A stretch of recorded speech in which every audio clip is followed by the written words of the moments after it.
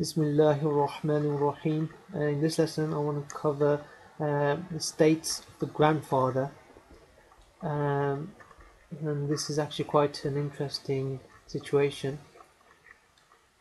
Before we actually go on to the states of the grandfather, we have to actually understand what we mean by grandfather. In English, it can mean two things. So you have X, and he has a mother and father, and obviously they have a mother and father.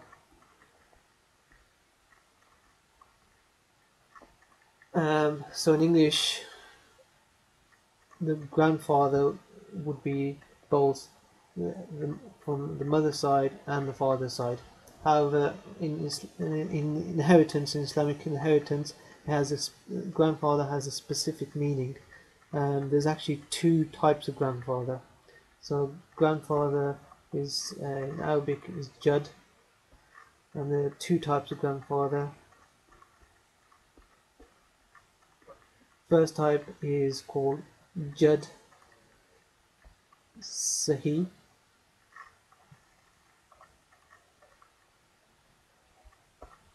Jud Sahi.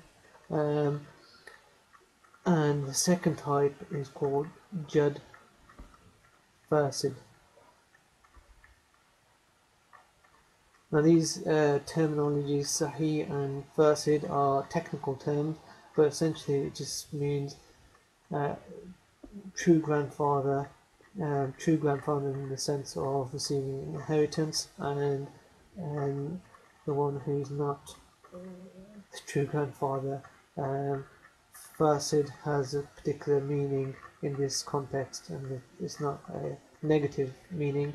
It just means that the Jud Fasid is not someone who receives the inheritance amongst the Zawil Furud. And there's a simple way of discovering whether whether a grandfather is Jud Sahih or Jud Fasid. But before I go on to that, I just quickly mention that by Jud we mean the grandfather, but we also mean higher ascendants such as great grandfather, great grandfather, and great great grandfather, etc., etc. So it goes up the tree, irrespective of how high. The meaning of Jud is grandfather, great grandfather, great great grandfather, etc. So it's explaining the different types of grandfather. So if we draw out family tree again, we have X, and he has a father, he has a mother and father. Each of these also have mothers and fathers. And then on the mother side, again, you can draw the family tree.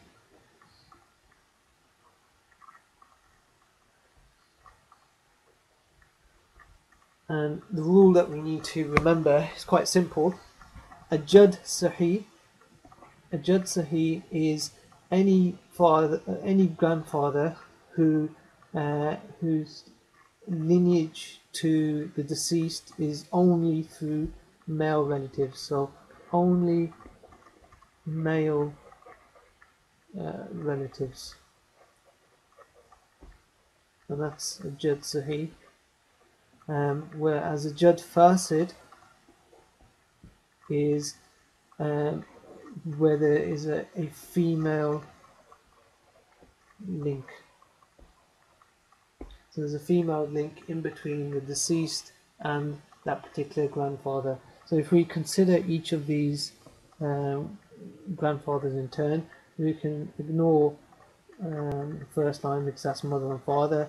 There's actually, on this example, there's 1, 2, 3, 4, 5, 6 potential Jud Sahis, and if we just consider them in turn, So first one is this one, and we can see that this link goes through the father, so there's no female relatives, and so this is a Jad Sahih.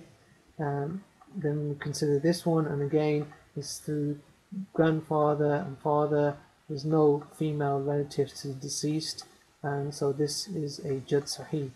Then we can consider this one, and as you can see, this goes through a female relative, the deceased grandmother, and so this grandfather is a Jad Fasid. And similarly, for all three of these, you can see that it goes through at least one female relative, the deceased mother, and so all three of these are Jad Fasids. And it's fairly simple to understand. If we draw a line from between the father and mother, this is the mother side, and this is the father side of the family, and you can see that automatically all the mother side grandfathers will be Jad Fasids, but not necessarily all the father side grandfathers will be Jad Sahis, because you will get links through female relatives as well, such as this grandfather who's Jad Fasid. So that's how we work out whether a grandfather is Jad Sahih or Jad Fasid. Once we've established whether a grandfather is Jad Sahih or Jad Fasid, then we can consider the states of the grandfather, and again we can draw out a table. Essentially the grandfather has 4 states, 1, 2, 3, 4, and there is a special case of 5th state, which we'll come on to at some later date. Again, if we draw out the share and the condition,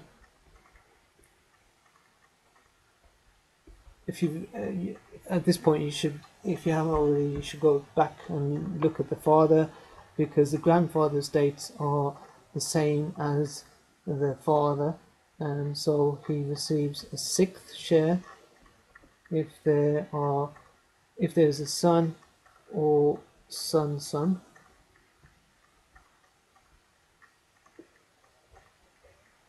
He receives a 6th plus asaba if there is a daughter or son's daughter. He receives just asaba if there are no children or son's children. And finally, he receives nothing, 0, if there is a father.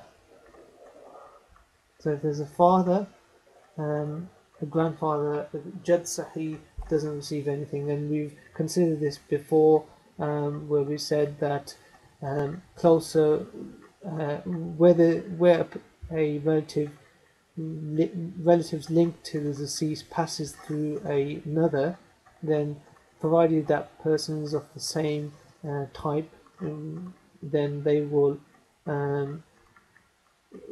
stop the more distant relative from receiving. So in this case, if there's a father, then he will prevent the grandfather from receiving anything. So these are the 4 states for grandfather, and it's important to memorize. It's important to memorize these states. Essentially, they're the same as the father, but there's the additional one where the father is also alive, which prevents the grandfather from receiving anything.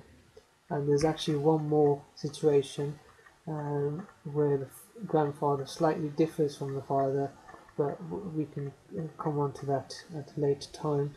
And